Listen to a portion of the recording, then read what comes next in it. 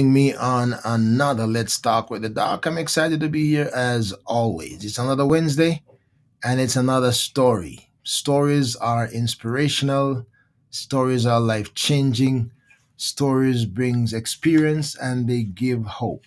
And tonight I'm excited to have a brother with me, brother Tim Hadaway, joining me tonight live to talk about his story. And I can't wait to hear what his story has been like, and I'm sure you can't wait too. But as you listen, it's a good time to hit your share button and tell your friends about it so they can join us to hear Brother Tim's story. When I come back, I will be talking to the brother about what his real story is.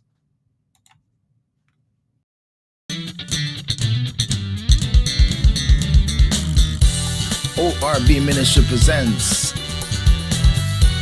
Let's Talk with the Doc.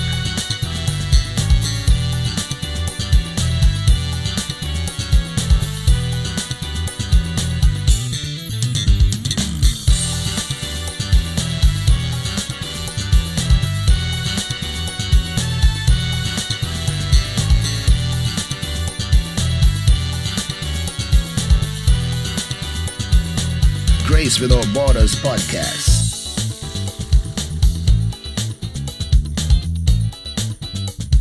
A thought for you. Ask Pastor. And a whole lot more. You never know what's next or who will join the conversation.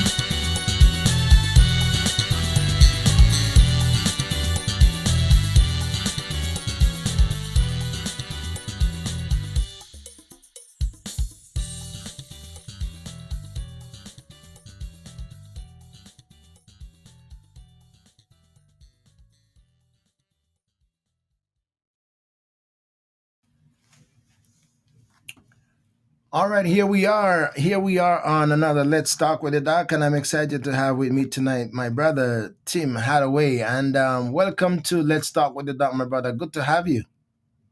Yes, thank you for having me. It's good to be here. All right, great. Nice to have you on this program. Let's Talk with the Doc. I'm excited to see what the Lord's going to do tonight as we talk about your story, what it has been, and your journey as it unfolds. So tell me, where are you joining from? I live in Minnesota. Oh, you're in Minnesota. All Yep. right.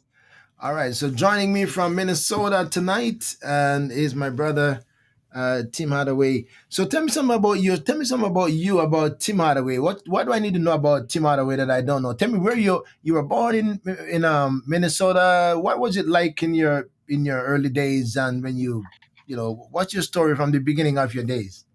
Well, I was actually born in Illinois, around the Chicago area, kind of. And Oh, you're a my mom Chicago is a guy. doctor, so we kind of moved around as she got different jobs. You say your mom is a doctor? Yep. Okay, okay, that's interesting. Yeah, That's she was a interesting. pediatrician for many years. Okay, okay. So you have a good solid background to start with. Hmm. Okay. So tell me how life unfold for you. What when you discover yourself, what life was like when you discover yourself. Well, as a kid, I was kind of shy and awkward. I didn't have a lot of friends. Um, I grew up Catholic with my family, so that Okay. was something. What was that like growing up Catholic? When you say I grew up Catholic, what was that like? It was nice. It really was. It was a good community of people. It was nice to Mhm. have a priest who would like come over to our house even for meals and stuff like that. I remember vaguely that happening when I was very young. The priest actually come to your house for a meal. Yep. Oh, that was a pretty good relationship, right? Yeah, it was. Okay, all right, all right. So tell me, as you grow up as a young man, do you have siblings? Yep. I am the oldest of six total. You're the oldest of six. Okay, all right. And what was it like being the big brother for everybody else? Oh, it's I try and I tried to be a good example as much as I could, but we all fall short. Okay. And when you say fall short, that is your personal conviction that you fell short. Yeah. what is falling short? Oh well, you think of an older sibling as someone who's going to set a good example and go to college and finish. Okay, and that didn't happen for you. No, but I'm not bothered because thank the Lord it all worked out as it worked out. Mm-hmm, So, mm-hmm. So how are you other siblings now? How is everybody doing as your siblings growing up? How is everybody? they're doing pretty good. They're all very successful. We all came up very well. My brother's a band director. My sister is a physical therapy trainer. My brother's going to law school. My sisters are going to school to be a veterinarian for one of Oh them, and the other wow. one's following as a physical therapist. So, So and that's then pretty I'm good. a custodian, so myself. Okay, so everybody is pushing their heads up high, following the trend of the mom. Yep, my Okay. parents raised good kids. I will say that for them. Good for them. Good for them. All right. So tell me about your story now. Your journey. Your journey. What's Tim' personal journey was like? Going to school, etc., etc. The big brother. How? Tell me about your story. Yeah, so like I said, I didn't have a lot of friends. So by the time I got to maybe like 7th grade or so, I started, I started feeling kind of bad about myself in that Mhm. regard. I got very down, and that's the point where I started kind of rebelling against religion, right? And I took that on myself as a personality. So, so you grew up a little bit. You say weird, a little bit weird. And then a little bit isolated, kind of. Yep. And so you didn't have friends because you were isolated, or because what? What's the reason why you didn't have friends? I just didn't fit in that well.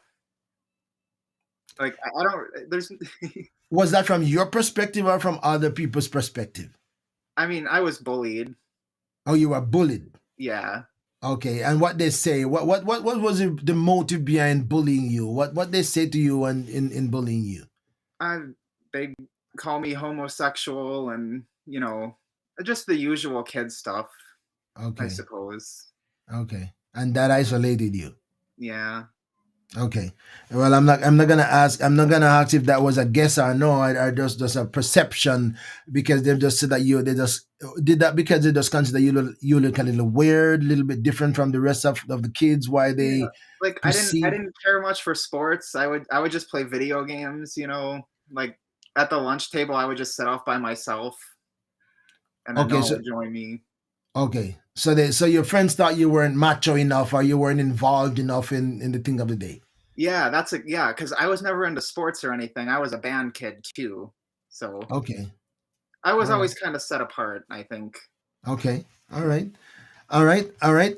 And so you felt isolated, not fitting in, and so you become a loner. Yep. And then what happened after that? You become a loner, and what made you not want to talk, or not want to be affiliated with religion? What was the driving force behind that? I think it was just something that I could latch onto as a personality. That's how I see it now anyways, looking back on it. Mhm. I got old enough to start watching TV shows, so there were certain shows, I don't know if you know House MD. Maybe not. Well, it's about an atheist doctor and he's very aggressive. But Okay. either All way, right. a lot of that stuff would turn me against it, and just being in a Catholic environment, because I went to Catholic school as well, so it was all very strict. My mom was very protective, so I think a lot of those factors just led me to kind of rebel, and I took it upon myself as a personality, and I turned into one of those atheists who was very mean about it. All right. So tell me a little bit more about becoming an atheist, because you were resenting religion. Hmm. You grew up in Catholicism. You're resenting religion. What about Catholicism is that drove you from it to find something else? I mean, it wasn't anything specific about Catholicism. It was just Christianity in general. A lot of the things, I mean, you know how people are. They claim that Christianity is hatred, all that kind of stuff, because they stand up for what's right. We stand up for what's right. So as I Okay. got older, I just kind of fell into that crowd. What were your parents? How, because you have some people who are Catholics, but they're not really practicing Catholics, committed Catholics. They're not very religious. Were your parents religious? Require you to go to mass? Etc. Etc. So there was some stuff with my family. My dad he had a knee surgery, right? And he kind of became hooked on opioids because of that. Hmm. So when I was younger, like in first, third grade back then, we would go to church regularly, and everything was great then. Hmm. But once all that stuff started to happen, it was just kind of a downhill slide Hmm. with like the whole family. The So whole I the think whole maybe family that went down. contributed too to my resentment. So the Because whole family took a downhill slide because of that. yeah, Okay. we stopped going to church. We stopped doing all that stuff, and my parents were still believers at the time, and a lot of my siblings were too. Hmm. Just All right. Okay, so now you're driven to finding something else. You're driven to what? What triggered you wanting to go pursue atheistic views? Where the influence of that came from? well, I'd watch TV shows when I was younger where the main characters were just, this is who I am, and you can't tell me otherwise, and I'm always right. And for some reason, that just really it sank in with me. Like it was never really anything. I don't. There was never a moment that made me switch to not believing in the faith anymore. It was just as I grew up and my family went downhill, it just kind of crossed over. Hmm. Hmm. So it wasn't from a religious standpoint. I'm listening to you, and it sounds to me like you were not a hardcore hit it hard guy, like you're a simple, easygoing guy. But now you're telling me something sound different. I this is what I am. This is who I am. You're not gonna tell me. You're not gonna change me. And you saw Yeah. that in the atheistic persuasion that yeah. You know, I think it's because I started standing up for myself at school, and that Okay. attitude kind of lent itself to like, oh, I'm going to stand up to the religion too because this is just who I am now. What was it like for you when you say, okay, you've been bullied, but now you're gonna stand up for yourself. You're gonna defend yourself. You're not gonna be a walkover. How did that go around with those who were bullying you or attempting to bully you? Well, it's interesting because a couple things that it did. One is that it stopped people from bullying me. Like they didn't want to mess with me because I would use my brain to fight them back and basically just make them feel really, really stupid. But the other thing that it did is it's in kind of a weird way. I ended up making friends with really good people, like kind of the outcasts and the loners from the school. And they turned out to be really good influences on me. And they kept Hmm. me from doing too bad of stuff in the long run. So Okay. when I look back on it, I can kind of see God working with me, even through all of that. Like one of my friends actually, he had cerebral palsy. Hmm. One of my best friends did. So me and him got really close together, and I got him through a lot in high school, I think. Okay. What was it like for you? Were you a smart kid? Were you know Oh yeah. progressive, productive, a high achiever? Yep. I was what are they called? There's a word that people use all the time for kids that are smarter than the other ones or whatever. It's gifted. I was a gifted child. Okay. So All I right. would get A's. I was very smart. All the Okay. parents marvel that, oh, who's this kid? Why does he know all the things that he knows? Okay. But So so my dad would also he would give us like summer school lessons outside of school. He would have us do like booklets and quiz us at night. okay. All right. All right. All right. So you're a high achiever. Okay. Mhm. All right. So how did the where did the atheistic view go? At what point you say you make a switch from that? What how far did you go into that? Well, uh, it was it just became my worldview that there wasn't anything that mattered, so I can do whatever I want now. And that sort of led me to kind of make more friends with the wrong people. And as I transitioned into that, I started shunning those good friends that I was talking about. So I started using drugs. I started using marijuana when I was 16. Um, that kind of progressed into other things as I went forward. Hmm. Um, by the time I got to college is when it started getting really bad. And then sort of out of that, as my life really, like, I just went really far down. I hit rock bottom. And that's when I realized that, like, I need something. There has to be something else here. Hmm. So, What were your parents? What how did they react to, number one, you going into atheism? How did they react with that? oh, they weren't happy. They were not happy because there would be times where I would get in trouble at school because I would refuse to go up for communion at church, and I would get in arguments with my teachers all the time. So on one hand, like, my dad would be proud of me because I'm fighting them with logic and I'm being smart. But on the other hand, it's not a good look. I wasn't being respectful of anyone. Hmm. So it helped drive a wedge between me and my dad a Okay. lot. Like, me and my dad would always be going head to head and Hmm. fighting. Tell me more about that. Well, he was kind of a loud person just in general. He grew up on the farm. So he grew up a lot differently than my mom did because she grew up in the Catholic household where, everyone's all nice, but he grew up on the farm with his dad cussing at him all the time and beating him. And so he was just that kind of dad. He was never violent with us really or anything Mhm. like that, but it was just very verbal. Hmm. So I would So, deal with all the people at school calling me names, and then I would come home and I would have to deal with that. And it became another thing where I was just a lot of hatred.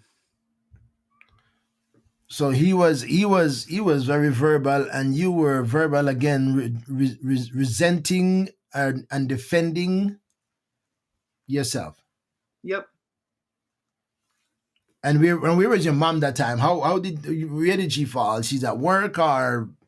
Yeah, she worked a lot because, like I said, she was a pediatrician. Sorry, so she would always be on call. Um, she she would be at home at nights and stuff, but by the time she got home, we'd already be winding down. Hmm. So it was more Okay. rare that we got to spend time with her than with my dad.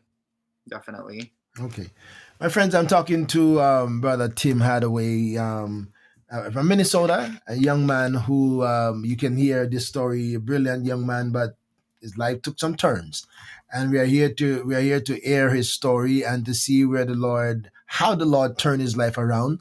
So, and I want to apologize for some glitches in my video. If you see me, just if you can hear us loud and clear, I hope there's a little bit of glitch that I need to, maybe some settings is wrong on my thing. So I want to apologize for that. If you see that there's a delay in my video and audio, I promise you when we come back next time I will have that sorted out. But I'm dealing with it now, not comfortably, but please bear with me. And once what's most important, that you can hear us loud and clear. All right. So tell me about, at what point did you, so because of that relationship, what tell me what drove you into experimenting on drugs. So hmm, there was a lot of things. I think when I started using the marijuana, it gave me a lot of confidence, Really? and it felt good kind of fitting in with the crowd that had always shunned me before, which it seems strange looking back on it because they were the people that bullied me, right? So why would I Mhm. even want to fit in with them? But that was still in my head. So everything just kind of twisted around, and it was nice to be in a normal group of friends. Let's just So say, so so so did the marijuana give you a little bit more authority, make you feel like, okay, I can stand up to bully. So then one say it influenced you. big, yeah, majorly. Okay. And did you have to? Did you become dependent? Did you have to keep on getting it, or what happened when you're not under the influence of the marijuana? What's your reaction? It was pretty normal. My experience with that wasn't really the worst of it. It was the other stuff that I was doing that it led to. Because Hmm. really, what it did was it just kind of softened me up to the experience of doing other things. So Okay. by the time I got to college, I was ready to go. So did you do that? Did you do marijuana while you were in college? Yep. I only did that and I drank alcohol a few times in high school. But when I got to college is when I started doing the harder stuff. Okay. And Okay. that's really when the ball started going down. Mm. Okay. All right. So tell me about the ball going down, because that has to have that had to have a lot of implication, um, Yeah. on your siblings, on yourself, on your parent. How? Tell me about the circle of that. You being the elder child, your siblings look up to you. What was the relationship between them, and how did you deal with that, and they deal with you in terms of bigger brother? Well, basically there was no relationship. Like Oh, really? I ended up cutting myself off from my family almost entirely. I Mm, would just come back to get money from them when I needed it. And because my mom is such a nice lady, these are the things drugs will do to you. They'll just get you to really take advantage of people, and you don't even realize you're doing it necessarily. So, wow. but yeah, so I lost. I don't talk to one of my brothers really at all anymore. But these days, honestly, I'm doing a lot better. I'm really catching up with them. I think it's nice to be able to talk to them again. Wow. So you as a result of that, you have not spoken to one of your brothers. I have spoken to him, but we don't see Don't eye have to a eye. We relationship. don't talk regularly. You know, my family's very shattered because of everything that happened with my dad. On top of everything else, right? So we've all kind of gone our separate ways to some extent. Oh, really? Yeah. So your dad is gone his separate way. You're gone your separate way. Um, I know you talk about something about the rift between you and your dad. Where is your relationship now with your dad? Oh, it's so much better. I'm so grateful to the father for that. He's really see. My dad has a lot of health issues. He had Mm. cancer for a while. I'm sorry to And hear this that. this was the whole time that I was in the worst of my drug stuff. So during that, I was ignoring him while he was going through this too. So Hmm. that was while he was going down his own thing. Hmm. But he got through the cancer okay, thank God. Thank God for And that. so now he's living in his own apartment. He's still dealing with some health issues, but now because I've been restored, I'm able to have a relationship with him again, which is just amazing. I've Mm. heard so many stories from him that I never heard before, and Wow. That's good. That's good. All right. So how did your school life go at that point when you're under the influence of something else? How did your school life go? Were you able to focus? Were you dropping out of classes? Were you falling below your standard? Were you meeting your grade levels? How did that unfold? So when I first started in high school, it didn't affect anything really. I did just fine, and I went off to college. When I went to college and I started doing the harder stuff, that's when I started not going to classes. I really didn't care as much.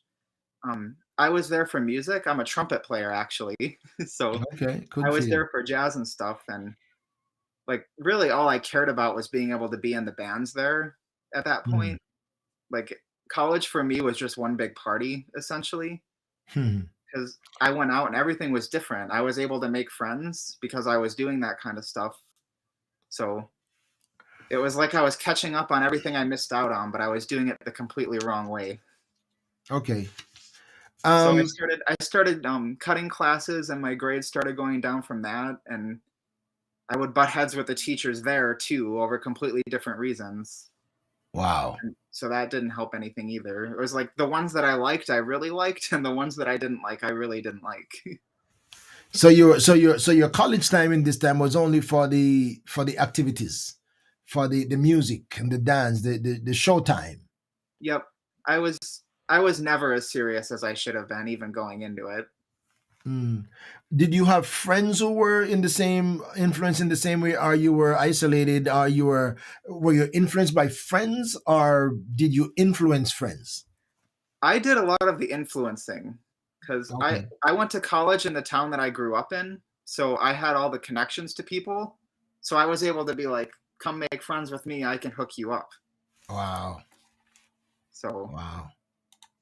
that in that way you tend to meet people that are in the wrong scene, and then you get connected to worse and worse people. Or I don't want to say worse people necessarily, but people that are into worse things. That's a better way of Mhm. saying it. Well, yeah, we're talking about lifestyle and influence, not person, because um, good people do bad things, right? Yes, Good people exactly. do bad things.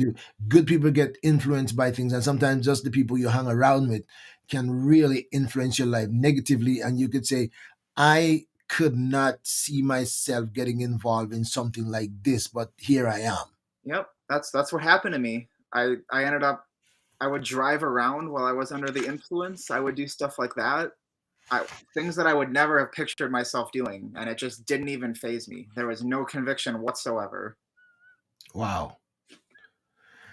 And you say you've gone to great extents. You've gone to you said you've been so in and so involved. So were you at a point of dependency, or it was just like, still a cool feeling?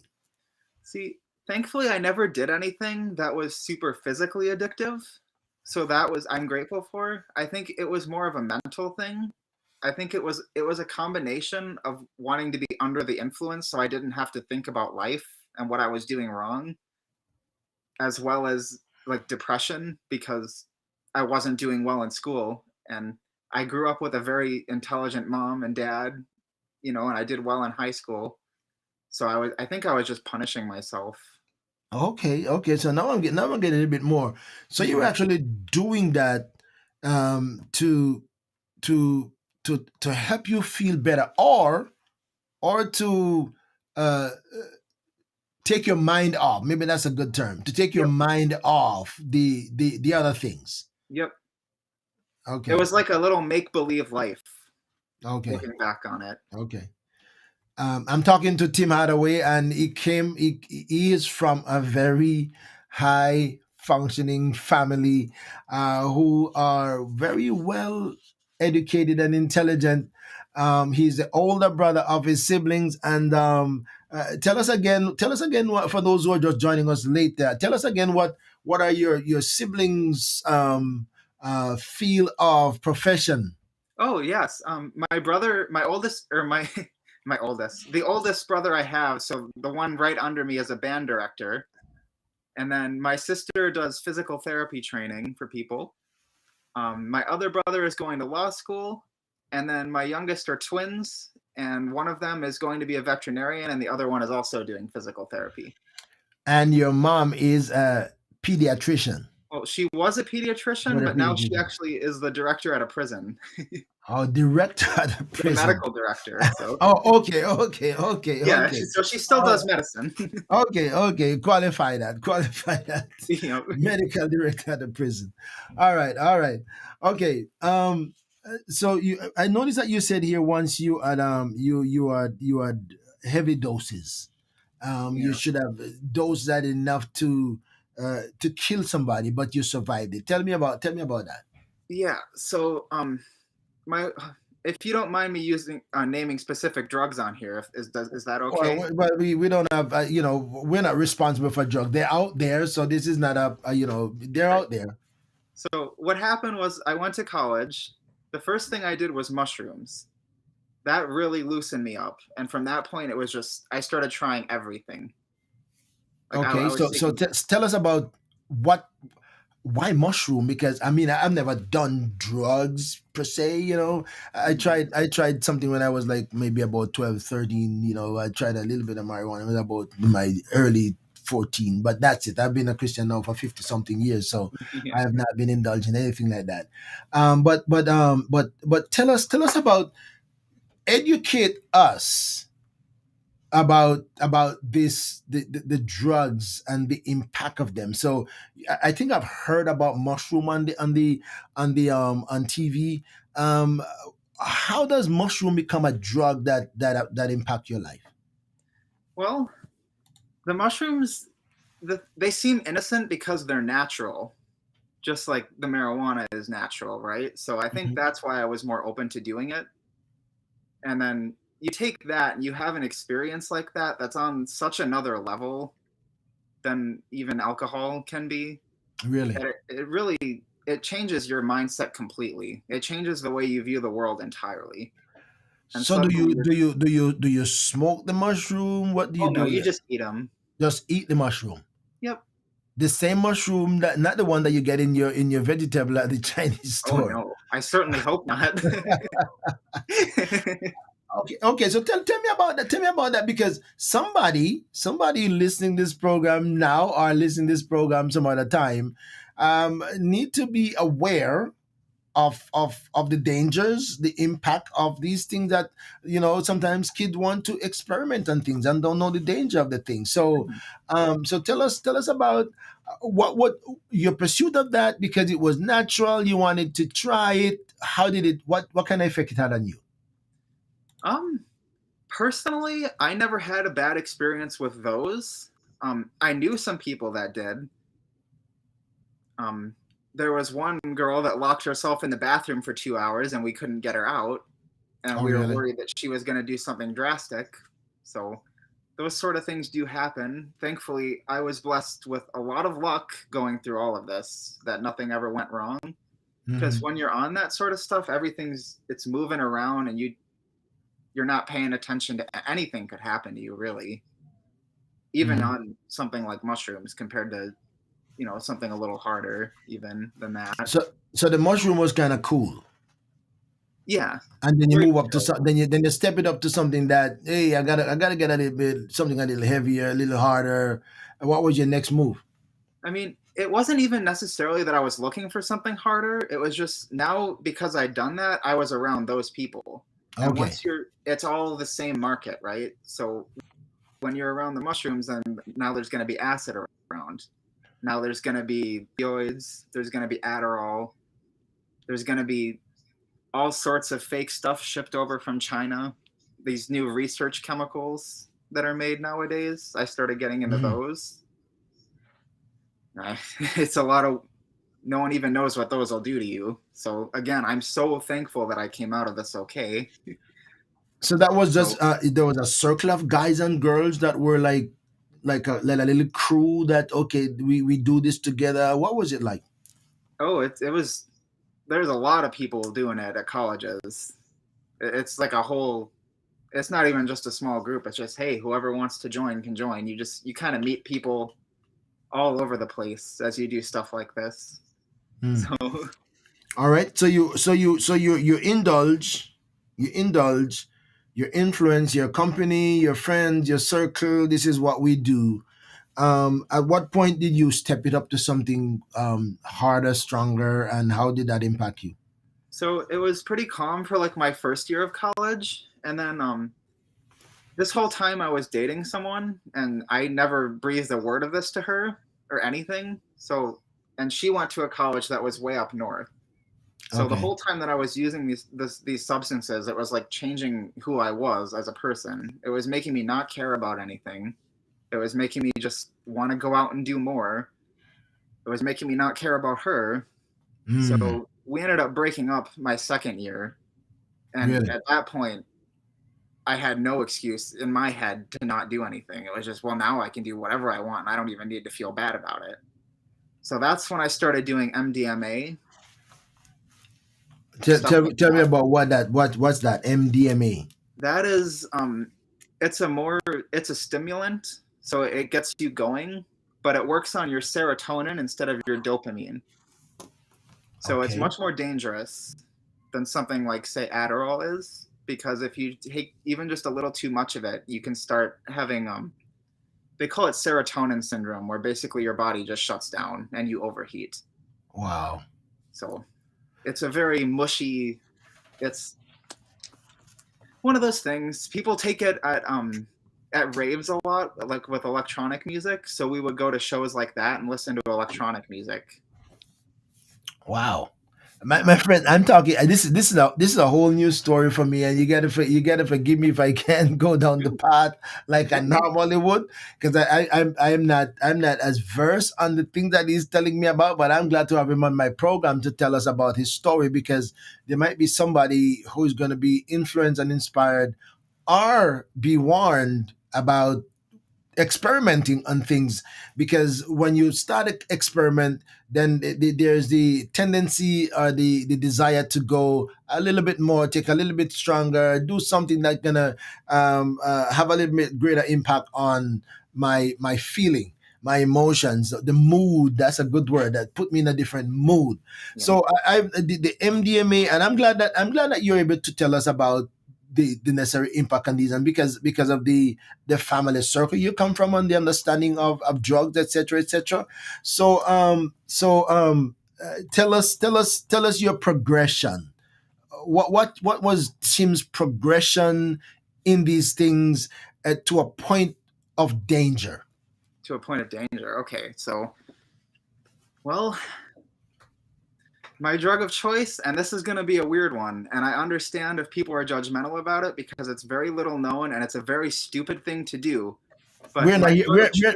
We're not here to judge you. We are here to hear you. Oh, I know, I know.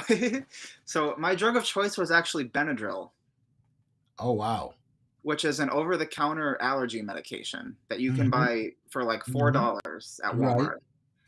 You can just go in and get it, and it's really, really bad. Wow. And So, the way I ended up doing that was because I was using all these other drugs, and they were really changing my mind and making me not care, to the point where I started cheating my friends out of stuff, and I would wow. steal from my family Oh to pay wow. for things and do things like that just to get it. And it was making me really, I just didn't take care of myself. And so my friends just, I was getting weirder and weirder, and they started not caring, and that made me more and more depressed. Wow. And I was just kind of in that environment. So I started doing the Benadryl on my own. I would just do it at home. So at this point, I wasn't even doing things with people anymore. I would just stick to myself. And that's where we get into the dangerous part, because it's Mm. not, this Benadryl stuff is serious. Like, this is stuff that kids are doing nowadays.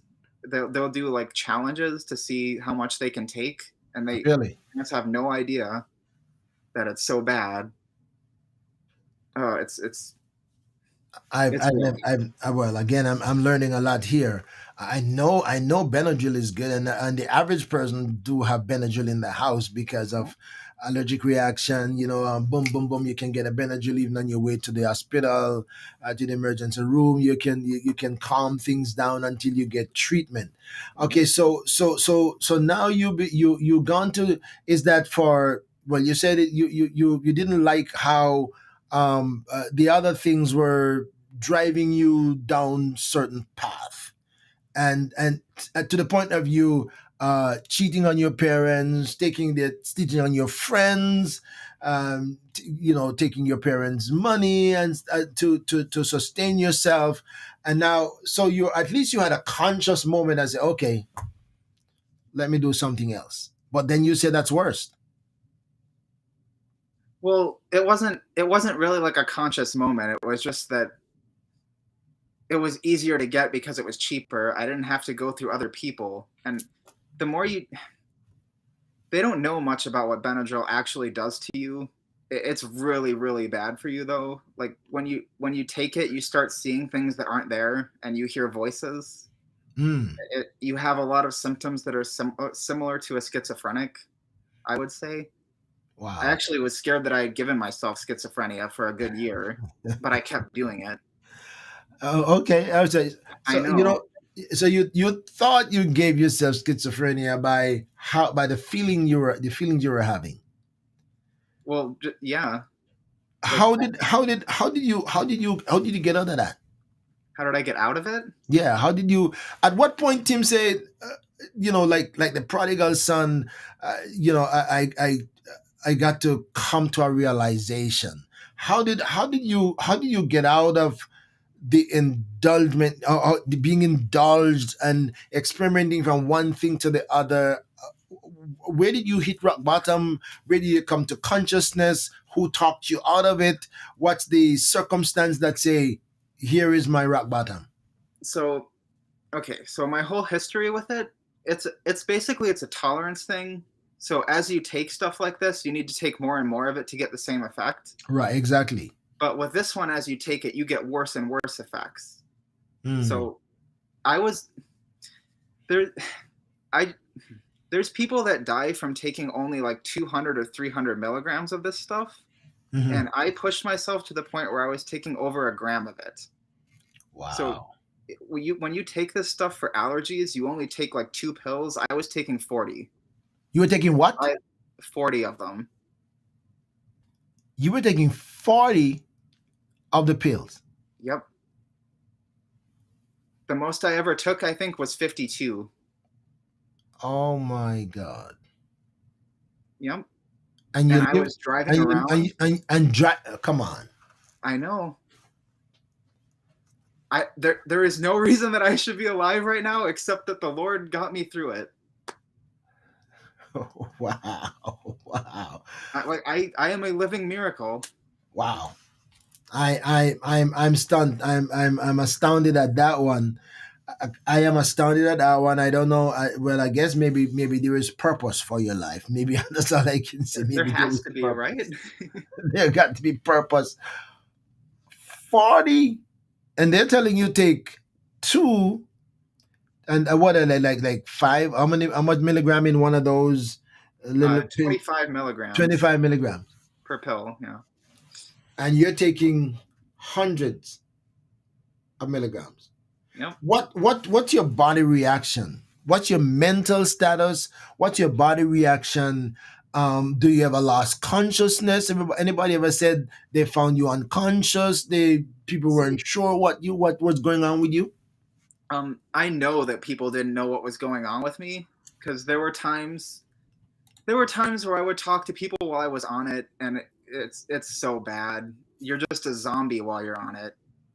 Mm. Like it, like if anyone here has seen people on fentanyl with all this that's going on, I think it's worse than that. Actually, they're like because Wow. I'll be like watching something and then you just space out and you lose like 10 minutes, or just zoning out. It's just gone. Um, your memory gets destroyed. So I would set something down, get up and turn around and not remember where it went. Stuff like that would happen a lot. I would lose my phone constantly. I'd Wow. take my glasses off and set them down.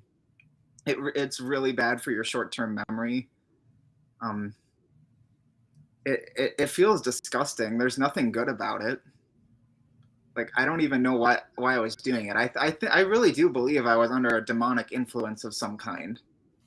Well, I mean that's the easy part to say, because I'm sure that wasn't the spirit of God that was doing that. So it's got to be another force that is actually doing that.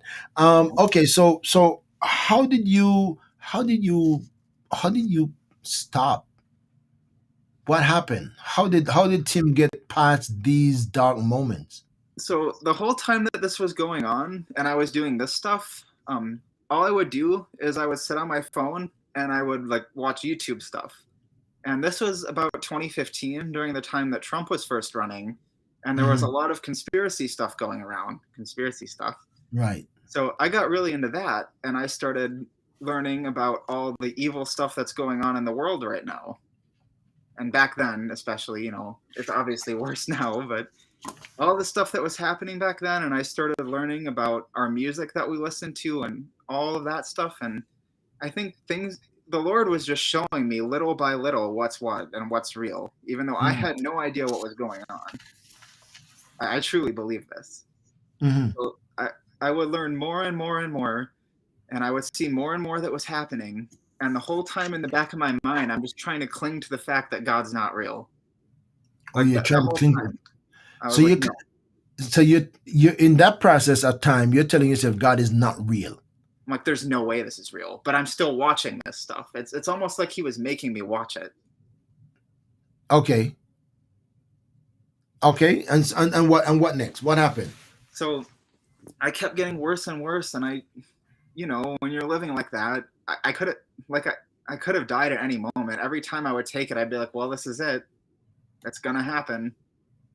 And then it wouldn't, and I would just, day in and day out, it would just keep happening. And eventually you get tired of living like that. And it got to the point where I started really thinking about, well, why am I doing this? Like, there's nothing about this that's doing any good for me. It's just destroying my life.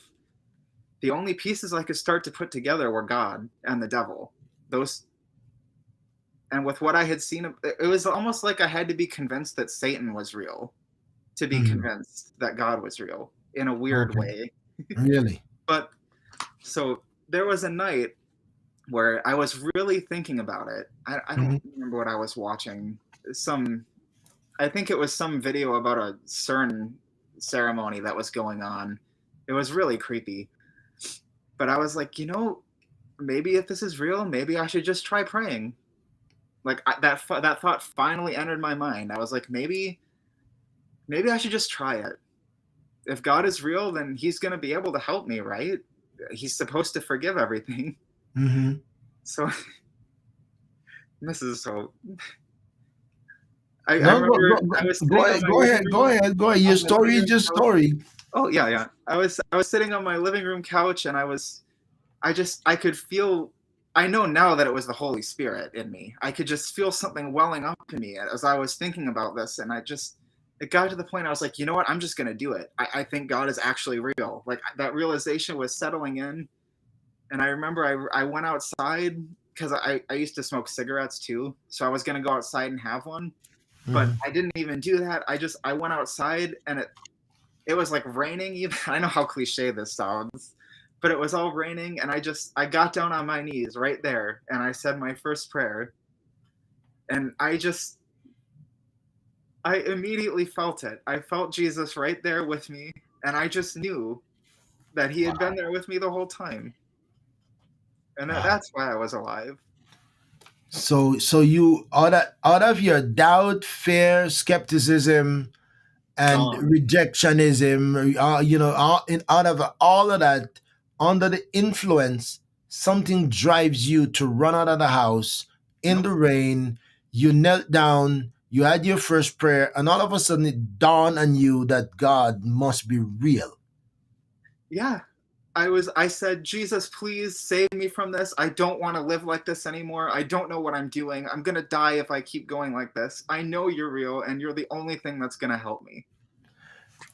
So I'm curious now, was that out of fear of death? Was that out of being overwhelmed by it? Or was it out of love for God? I just want to have life that is different. It was a combination of all of those things. I was at the end of my rope. I was desperate. I was also starting to realize that he was real, and what that means, that he's real, that he's there to forgive you for everything. It doesn't matter what you've done or how far you've fallen. He's been with you the whole time, and he's just waiting right there. Wow. And it was just all this stuff I was just realizing, and it was everything you said was just happening in that moment. So what happened at the end of your prayer? When you got up from that prayer, where did Tim go? What happened in Tim's life after he got up from that and said, well, God must be really real? Well, to be honest, I didn't actually stop doing stuff right away. I cut back on it heavily. I was like, I need to make a change. I'm gonna live for Jesus now. This is it. I'm just gonna do things differently. I have to put in some effort, but he's gonna change my life somehow. I didn't know how, Hmm. And this whole time, I was still doing I was still playing jazz trumpet in the band for my college. Even though I wasn't in college anymore, he had still let Hmm. me stay there, which is another very interesting thing because I had been out of college for about 2 years and he had still let me stay there playing. And my now wife was also in that group playing Oh trumpet. wow! So And your now wife was in the group playing instrument as well. yep, also playing trumpet. That's interesting. Yeah. So they were putting together a trip to New Orleans to go down there and play a couple things and see the sights and go to a festival and stuff. And that was never something that I would have done before.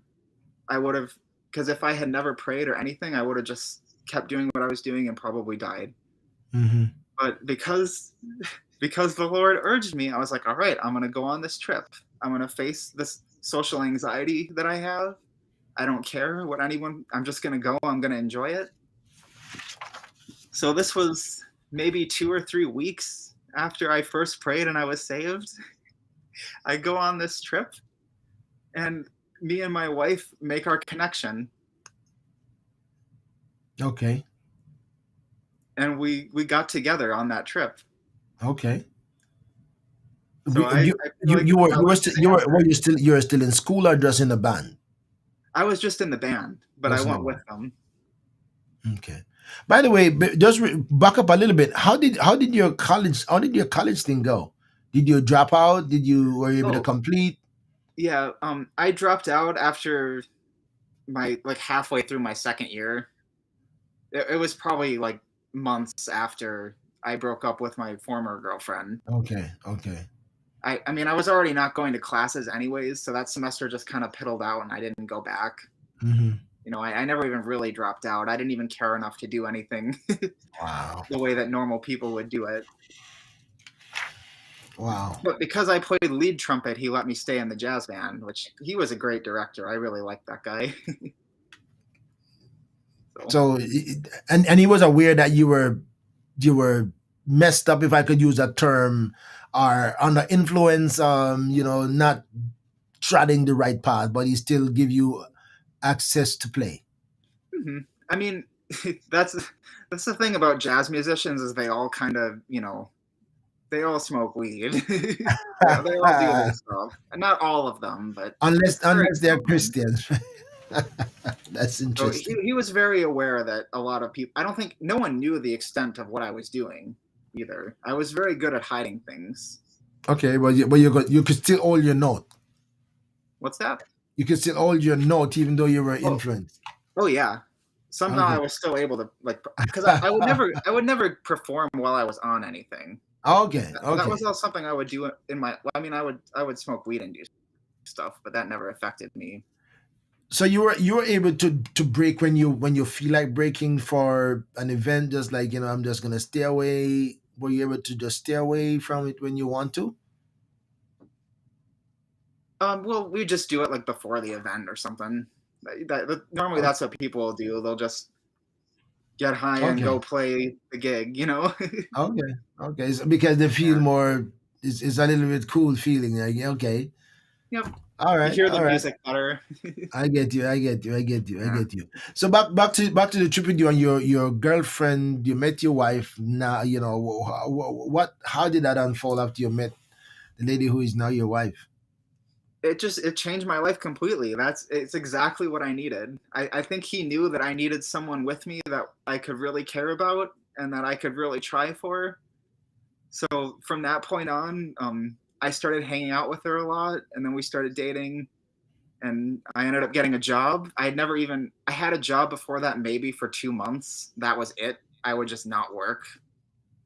Wow. Like sometimes I would sell drugs, and sometimes I would steal things to get money. Wow. So I ended up getting my first job, and through that, it got me back talking to people, and I relearned how to communicate. You know, Wow. I'm much less awkward now than I used to be. Wow. That's amazing. Mhm. That's amazing. My friends, I'm talking to young man who has an uphill, some swayed in his life, if I could say. Grew up in the Catholic Church, then got influenced by atheism, um, turned to drugs, mess up his school time, and here he is today, still giving God thanks. And if you missed this program when we started, or in the middle of it, you would have heard that some of the things that he's been through, he should have died, but he's not dead. He's here, very much alive, giving God thanks. And so we want to rejoice with him for the goodness of God and the ability now to share his testimony. And we can only hope his testimony and his experience will help others too. Don't experiment on some things. Stick to the principles that you're brought up with, because once you get into some things, you might can't get yourself out of it again. So just be aware of that. All right. So now you find this wonderful lady who is now influencing your life, taking you in another direction. Tell us about that. Oh, my whole life just changed. Suddenly I had direction. Suddenly I was able to, I had someone who cared about me. That was a big thing too. I never thought I would ever meet someone who would care about me again. I really truly believe that. All So, right. So how did that take on legs? Where did it go? well, it just kind of naturally worked out. Like we were we were saying we loved each other maybe a week after we started dating. And I know that that's like hasty for some people, but we just knew Hmm. she's just made for me and I'm made for her. All right. Good. God bless you, and I wish you guys a long life together. All right. So tell me now. Okay, my life has changed. I prayed to the Lord. I believe He heard me.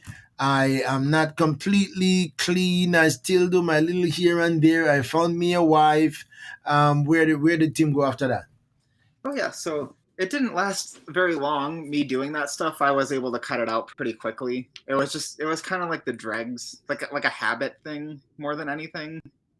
Like, oh, I'm home now. I better just, you know, it didn't last long. The Holy Spirit was in me and convicting me at that point. So I Hmm. was like, yeah, I better not be doing that. So as soon as I stopped doing that stuff, I started seeing improvement, honestly. Between not taking anything and having my wife with me, it made a big difference. Hmm. So I started working at a Walmart. That was the first job that I got. And, that went all right. It's a Walmart. It was a good job for the time. Okay. I think it helped me a lot with talking to people, though. Hmm. I think Hmm. it's really what I needed in a way because I was a cart pusher while I was there. So I was able to just kind of be around, do my thing, just kind of talk to who I needed to talk to. That was very helpful. I'm curious. I'm curious based on your family background. I'm curious.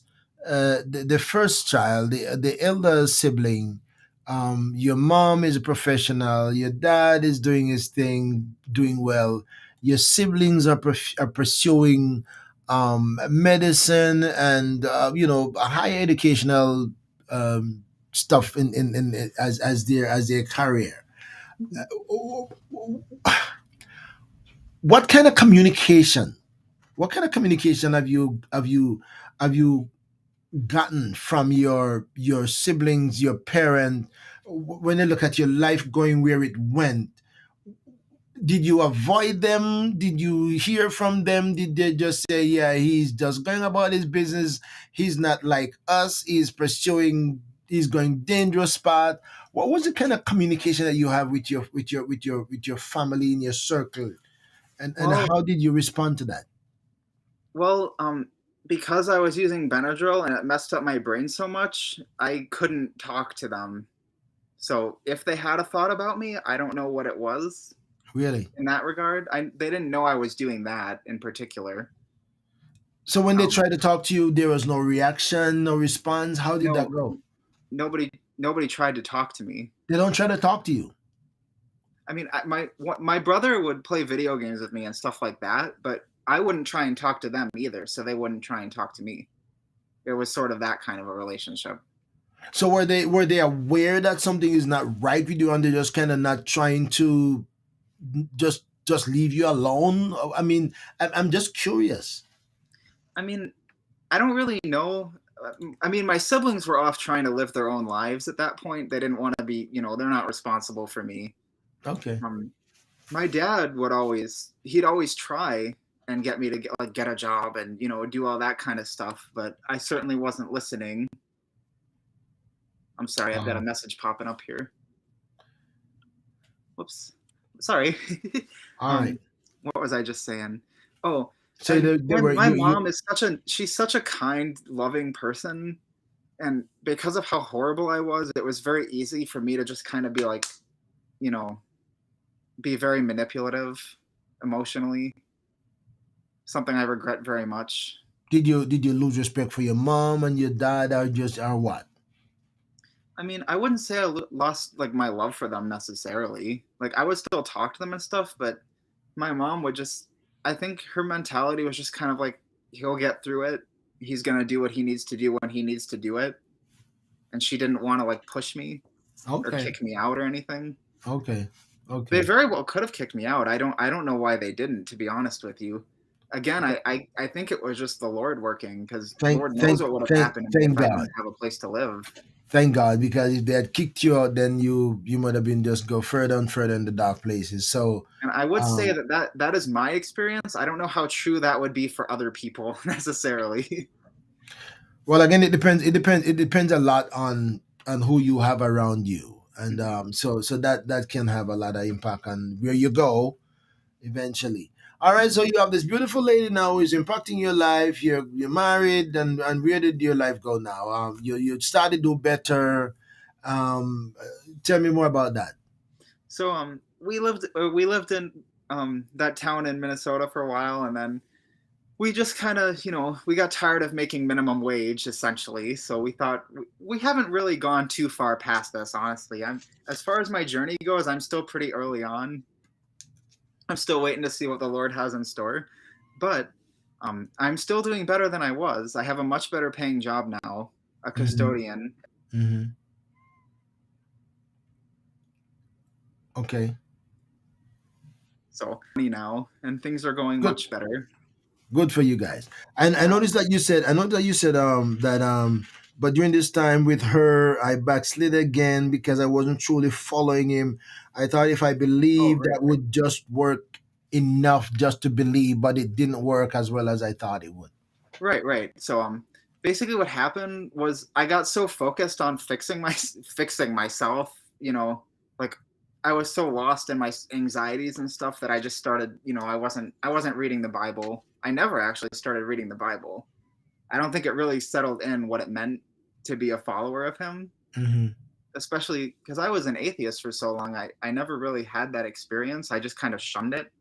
So even now I'm still learning how to do things. But I'm By the sorry, way, I by lost the my way, train by of the way, thought. did you have friends who were atheists? Are you just a loner atheist? A lot of my friends didn't. They just didn't care about it. That's how my generation kind of is these days. Unfortunately, like just no one really believes because oh, So, science so, says. so, so you were just a little atheist in your corner. No, a lot of my friends didn't believe either. I was just very vocal about it Okay. and very politically active, I would say. A lot of them would actually get annoyed with me because of I would be really aggressive and mean about it. But they didn't go to church or believe or anything really. My good friend in high school, he was a Catholic. He was a really good Christian, a true man of God. And bless him, he has twins now, so I'm really Okay. glad he's doing well. All right, all right, all right. Okay, all right, all right. So we're back to where we were now with the belief thing didn't work as well as you thought, Oh, and right. um That's and, and that's what I was talking about. I'm right. sorry. Okay, so I was so distracted with everything that I started listening to bad music again, and Mhm. watching garbage TV shows and all that stuff. I completely lost sight of like everything that I had learned because I was so distracted with my happiness now. So, I know that it's a that that dangerous that trap, that that is interesting. a very That is dangerous trap to interesting. fall into. That is interesting. You get so happy now, you get distracted. hmm Okay, all right. So um, tell us what happened. Once we moved to this more stable job where we actually made enough money to live, and we're actually living with her brother-in-law now. He's letting us live here for a little cheaper. So again, blessings from that. But yeah, so they started legalizing all this marijuana stuff, right, Mm-hmm. in Minnesota, and now it's just freely available. So I started using it again. Oh, Yeah, I easy was like, this access isn't the now. same as what I was doing. I can just do this. It's no big deal. Hmm. And Interesting. it kept leading me farther away, and I would still have these issues with anxiety, Mm-hmm. and I would struggle. I'd always be afraid, especially with what the world is turning into these days. I would be Mm-hmm. very, very stressed out about it and all that. And like, and it's hard to explain. It's not like I went back to being an atheist or anything. I still believed. I wasn't giving it the time of day. Right. Right. Right. But with everything that's happening in the world right now, he just kind of snapped me out of it one night. I took some edibles and I had kind of a panic attack, actually, is what happened. All right. All right. So you get down the road. Okay. So another conscious moment comes. Hmm. Right. Another conscious moment comes when you come to yourself and say, tell us how change came back in your life again, that drove you into the consciousness of saying, you can't be sliding this. You can't be distracted. God has been good to you. How did you deal with that moment of introspection? I'm looking at into myself and say, okay, you got to do something else. Or did something else just happen to you without you even thinking about it? No, it was like I said, I was using edibles and stuff like that, and edible marijuana. So Okay. there was a night where I don't know, someone was playing like a evil looking video game, and there was a lot going on with the war in Ukraine at the time that was happening. And Hmm. so I always have in the back of my mind what's going on in the world, whether or not I'm really paying attention to it. And the Lord just decided to snap me out of it that night. I don't know what else to tell you, because I just had a severe panic attack. I felt like I couldn't breathe. My muscles were all tense. I had to lie down. I was just freaking out, and I was like, okay, I get it. I get it. I need to do better. It was really one of those moments for me. So you said the Lord called you back, and then you were led to getting baptized. Tell us how that unfolded. Oh yes, the baptism, that was a whole crazy thing. So all that stuff happened. So now I'm believing again, right? I'm believing and I'm taking things more seriously, and I'm trying my best to like cut things out, like the music and stuff. Still wasn't reading the word, still wasn't really doing anything right. So because of that, I was kind of falling back out of it. It was kind of like a weird like situation where like I was kind of clinging, but I don't know, really. Like, just I started thinking like, hey, maybe I should be going to church right now, Hmm. you know, since I'm a believer, maybe I should be going to church. And my wife's Exactly. parents have a church that they go to that they had been bugging us to go to this whole time. And I was like, one day I was just like, maybe I should go. I felt led to go to the church.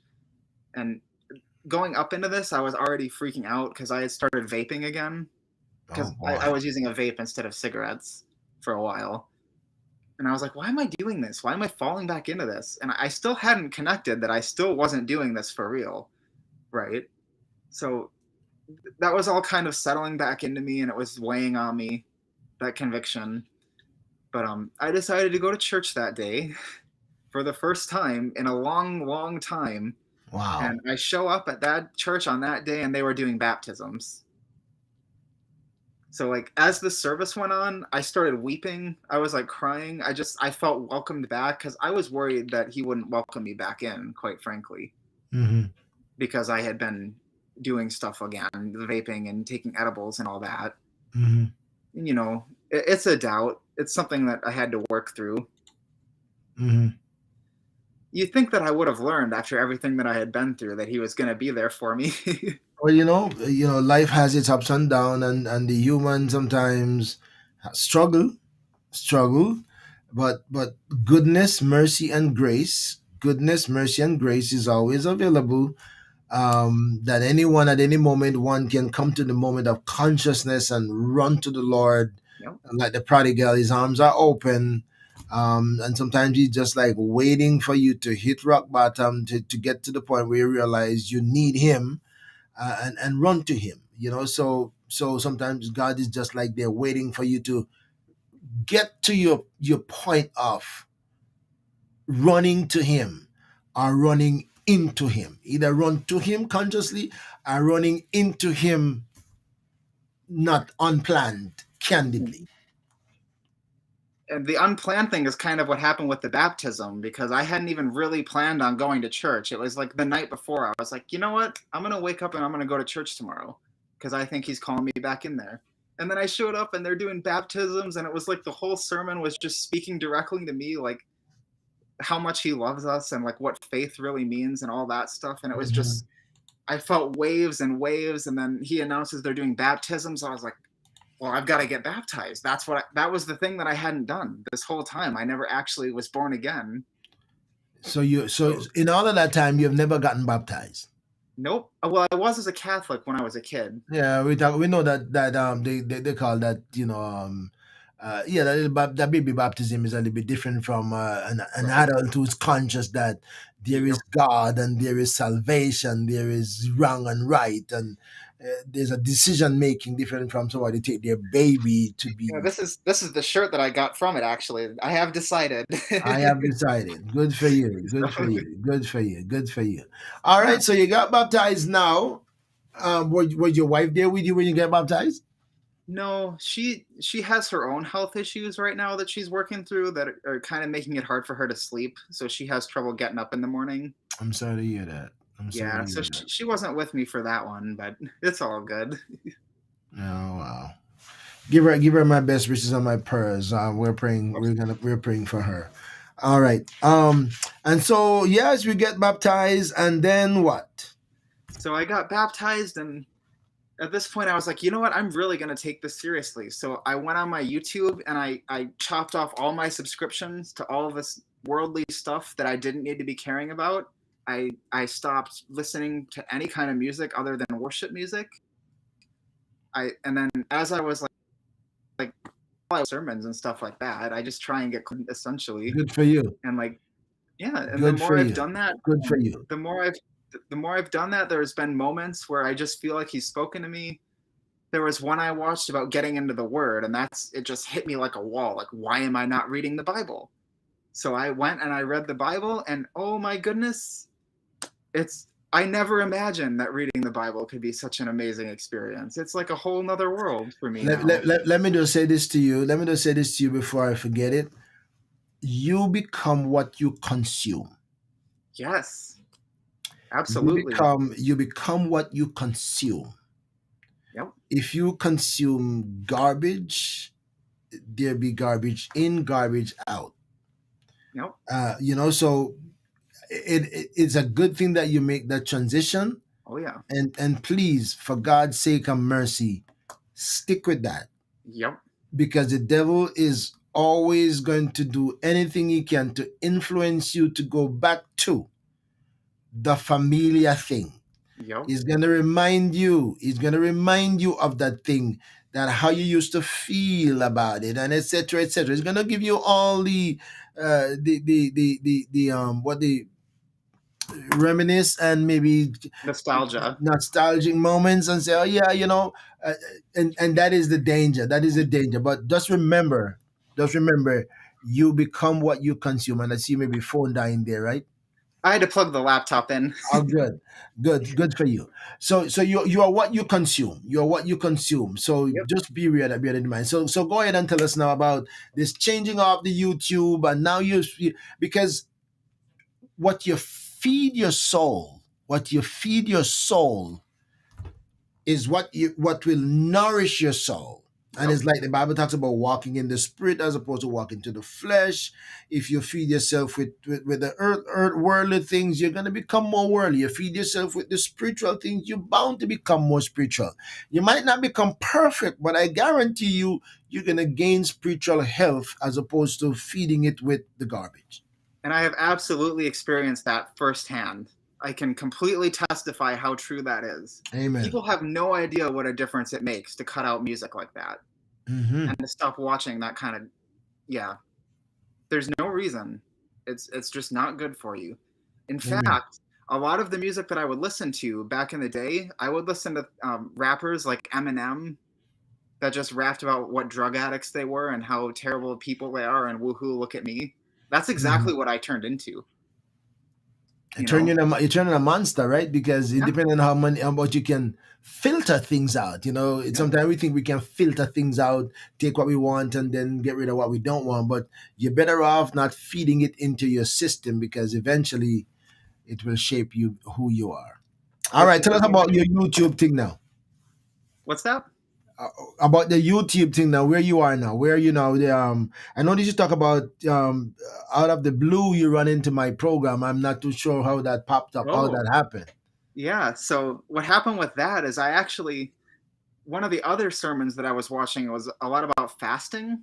So I've been learning about fasting and what that can do for you spiritually, and Hmm. how he says crucifying the flesh gets Exactly. you to grow more spiritually. So Exactly. I decided I would give that a try.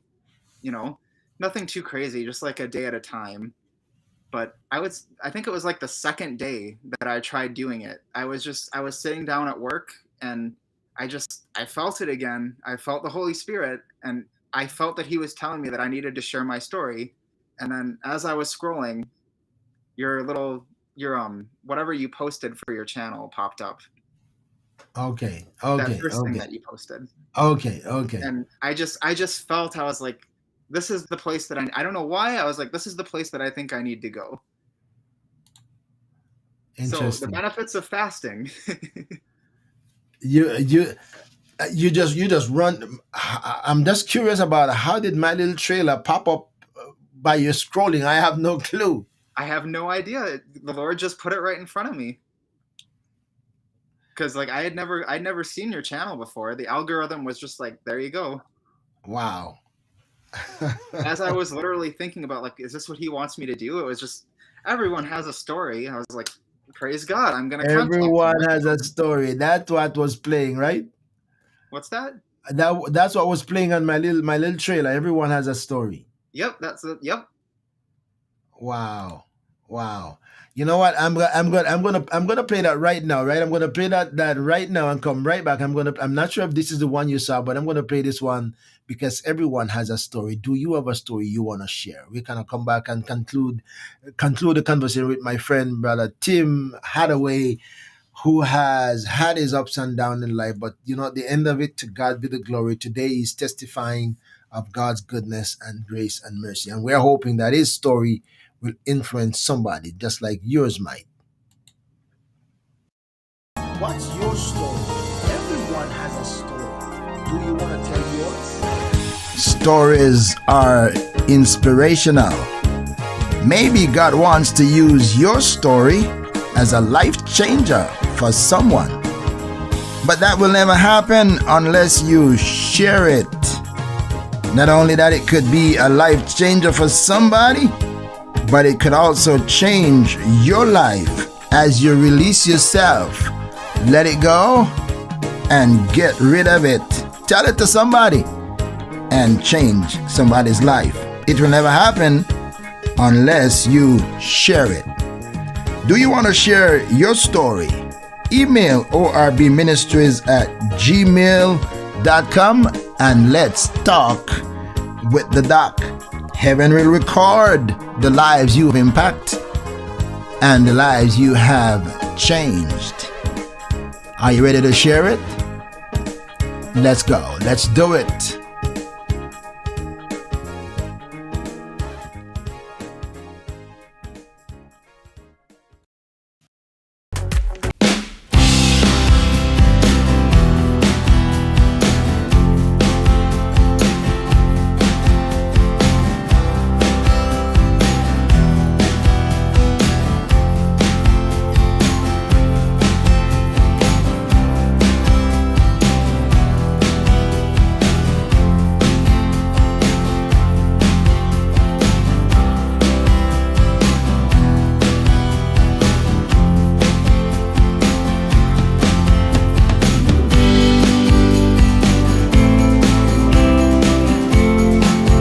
Instagram, and Twitter. Amen. Amen. I'm back with my brother Tim Holloway. Um, I'm back with my brother Tim Holloway, and I'm glad to have you, my friend, and may God bless you. And we're gonna kind of wrap it up as much as whatever else you want to tell us about what do we need to know about Tim Hadaway? Um, I would just say that God has a plan for you. It doesn't matter what you've done. It doesn't matter what you're going through. It really doesn't. Like it, He's there for you. That's the Mhm. point of life, is to come back to Him and to be His.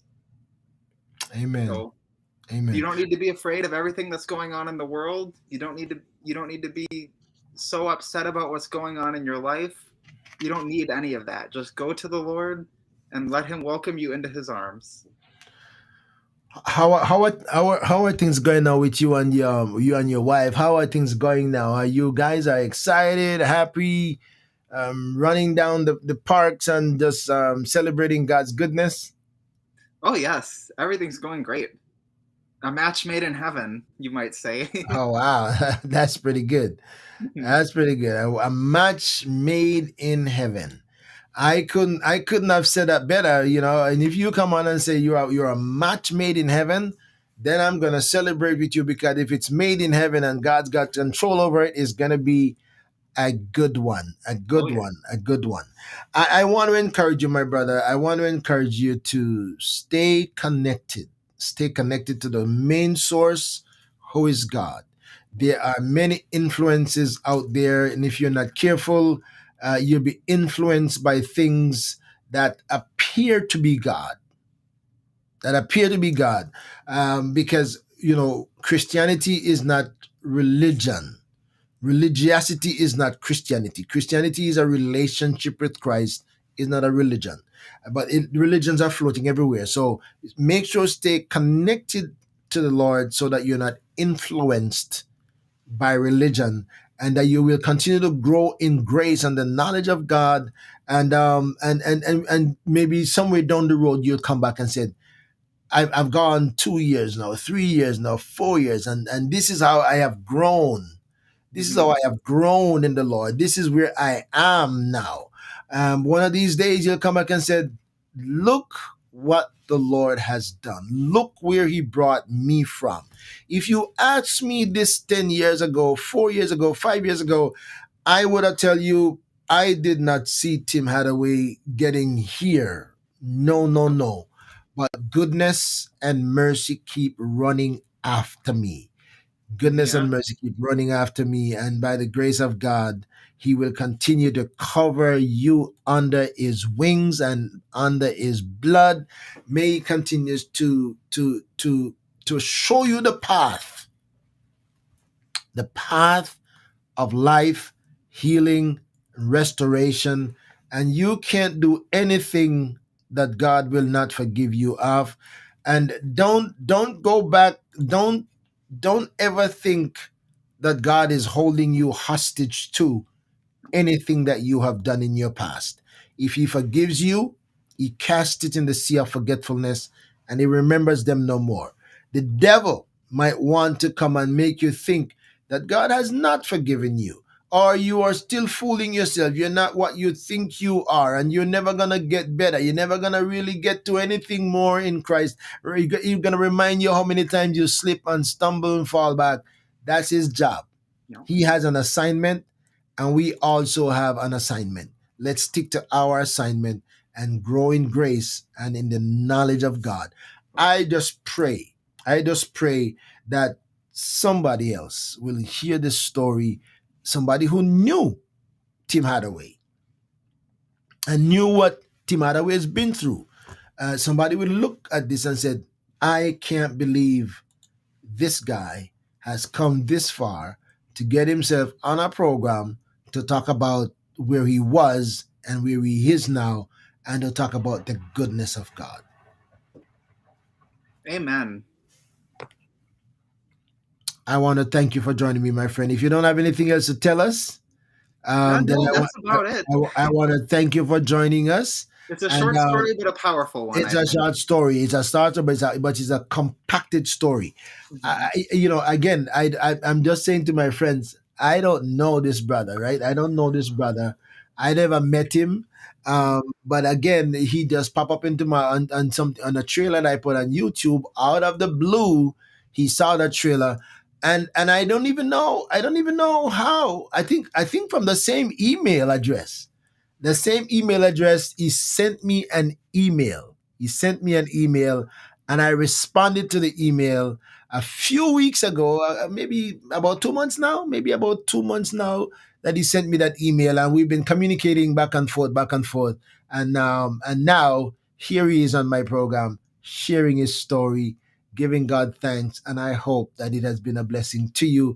I could see some good reactions there. People have been blessed and inspired by that, and I hope that everybody listening will share this, because there are some other young people, not only young people, but some young men, some young women, some fathers, some wives who are struggling with drug addiction, struggling with their relationship with God, struggling.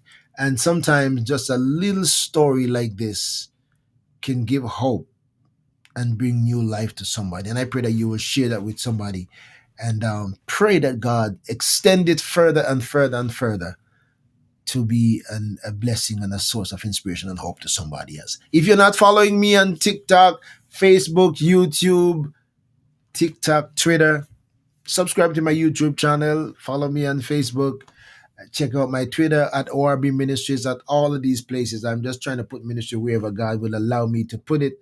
And I pray that you will be part of my ministry and help us to spread the word and to bring hope to others.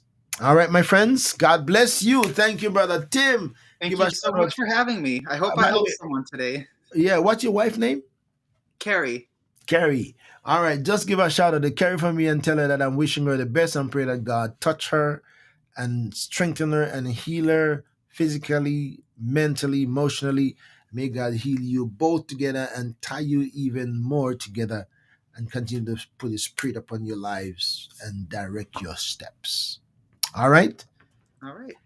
God bless you, my friends. I God see bless you. everyone.